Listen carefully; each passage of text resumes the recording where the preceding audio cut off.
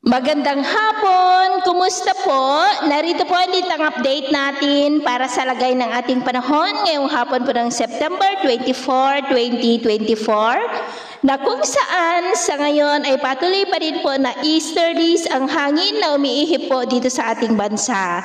Mainit po yan na hangin na nanggagaling po sa may Pacific Ocean. Samantala dyan po sa may Southern Japan, sa taas po ng ating area of responsibility ay may LPA po na nabuo at tumaas na ang tsansa niya na maging bagyo at posibleng kikilos yan pabulusok, pababa po dito sa ating area of responsibility habang lumalakas at posibleng papasok rin yan at kung maging bagyo na habang nandito sa ating PR ay tatawagin po sa local name na Bagyong Julian. Maging yung LPA na nasa silangan po ng Luzon ay posibleng lalakas rin yan bilang bagyo sa susunod na mga araw, ngunit ang dalawang ito ay hindi po banda sa ating bansa, ngunit hahatakin po nila o i-enhance ang amihan pababa po at sa Oktubre by early or mid-October ay official na po tayong magsisimula ng amihan season. At ito nga po ay pinapakita ng forecast model natin po ang ginagamit hanggang po sa susunod na 2 linggo. At sa lagay ng ating panahon ngayong hapon,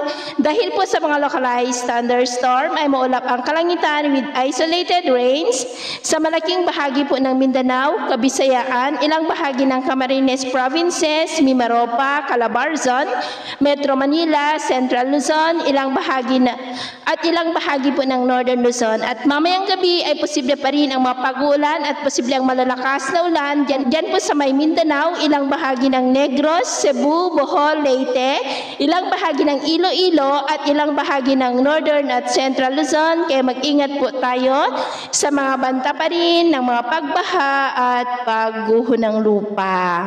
At sa atin naman pong mga baybayin, wala naman po tayong nakataas na namang gale warning signals, pero iba yung pag-ingat lamang po kung papalaot tayo para po mas makaiwas sa mga sakunang pangkaragatan. So ito po ang latest update natin sa araw na ito. At ako po muli si James na nagsasabing sa kahit anong pagsubok po na darating sa ating buhay, huwag na huwag po tayong mawawalan ng pag-asa. Thank you and God bless!